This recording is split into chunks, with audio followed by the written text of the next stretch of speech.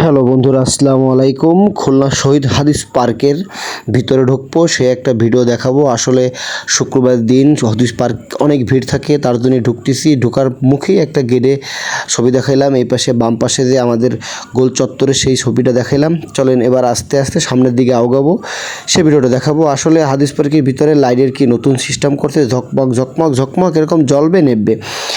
সাথে আমার অনেক বন্ধুরা আছে, তাই বললাম বন্ধু এইভাবে তো ভিডিওতে কীরকম হচ্ছে দেখা যাচ্ছে না লোকজন, চলো এইটাই ভালো। তা আমি সেইভাবে ভিডিওটা নিচ্ছি গাইস। আসলে দেখেন কীভাবে মানে বিদ্যুৎ চমকাছে, আসলে না লাইটে কোনো প্রবলেম, তার জন্যে আজকে আমার এই ভিডিওটা। আসলে দেখেন লাইটে যখন ফোকাস আছে তখন কিন্তু একেবারে সম্পূর্ণ ক্লিয়ার দেখা যায়। এই জন্যে আমি এই কারণটাই ভিডিওটা করছি যে একটা অসাধারণ বিষয়, এটা আসলে সবসময় কিন্তু এরকম হয় না, হঠাৎ করে হয়েছে, এই জন্যে আমার এই ভিডিওটা নেয়া। বন্ধুরা সবাই এই ভিডিওটা আসলে খুলনা শহীদ হাদিস পার্ক আমাদের ধারে কাছে এরিয়ার ভিতরে খুবই সুন্দর, ঘোরার দেখার আসলে খুবই সুন্দর একটা ফ্যামিলি নিয়ে যাওয়ার সব বিষয়গুলো আসলে ভালো। তার জন্যে আমি প্রায় অনেক সময় এইখানে অনেক ভিডিও করি।